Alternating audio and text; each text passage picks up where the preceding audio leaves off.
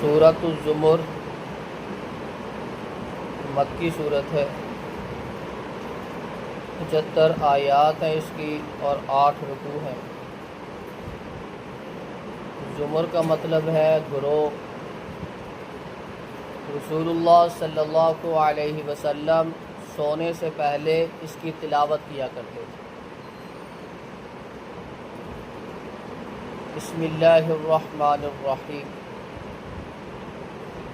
تنزیل الکتاب من اللہ العزیز الحکیم۔ یہ کتاب اللہ کی طرف سے نازل کردہ ہے جو غالب ہے، حکمت والا ہے۔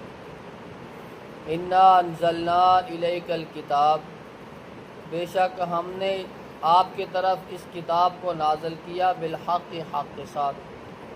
فاعبد اللہ مخلصا لہ الدین، بس عبادت کیجئے اللہ کو خالص کرتے اس کے دین کے لیے۔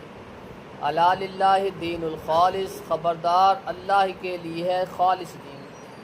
والذین اتخذوا من دونہ اولیاء، وہ لوگ جنہوں نے بنا لیا اس کے سوا دوست۔ ما نعبدهم الا لیقربونا الی اللہ زلفیٰ، ہم تو صرف ان کی اس لیے عبادت کرتے ہیں کہ یہ ہمیں اللہ کے زیادہ قریب کر دیتے ہیں۔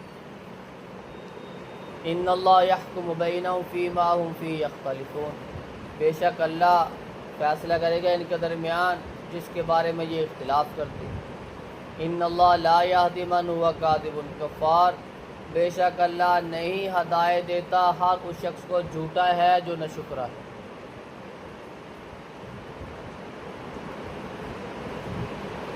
اللہ رب العزت نے اس سورت کے آغاز میں قرآن مجید کی حقانیت کو بیان کیا کہ قرآن مجید سچا ہے اور اللہ کی طرف سے نازل شدہ ہے۔ پھر اللہ رب العزت نے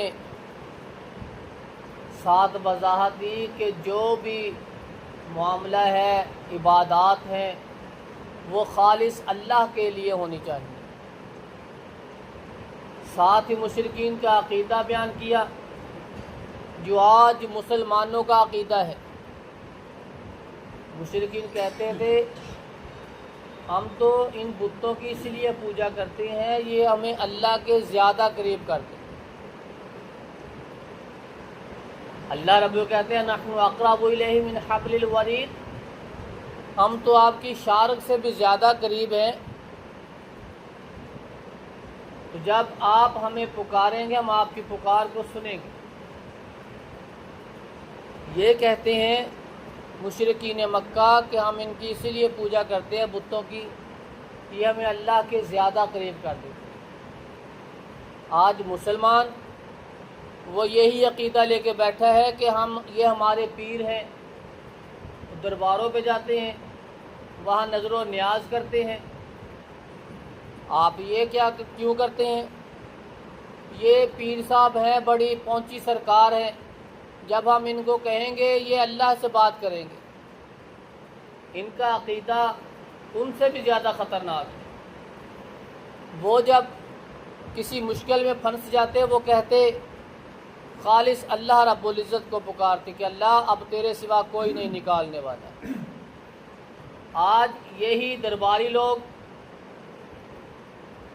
جو کہتے ہیں کہ یہ ہمارے پیر بڑی پہنچی سرکار ہیں، جب یہ کسی مشکل میں پھنستے ہیں تو اللہ کو چھوڑ کر ان کا نام لیتے ہیں، یا علی مدد، یا غوث اعظم۔ اس طرح کے جتنے ہیں ان کا نام لیتے ہیں، اللہ کو پکارتے نہیں۔ وہ مشرکین تھے، لیکن جب وہ پھنس جاتے تو اللہ کو خالص ہو کر پکارتے۔ یہ نام کے مسلمان کہ جب مشکل آتی ہے تو اللہ کو چھوڑ دیتے ہیں اور ان کو پکارتے ہیں۔ ان کا عقیدہ ان سے بھی زیادہ خطرناک ہے۔ ان اللہ یحکم بینہم فیما ھم فیہ یختلفون، کل قیامت کا دن ہوگا، اللہ رب العزت ان کے درمیان فیصلہ کرے گا۔ ان اللہ لا یہدی من ھو کاذب کفار، بے شک اللہ نہیں ہدایت دیتا جھوٹے کو نہ شکرے کو۔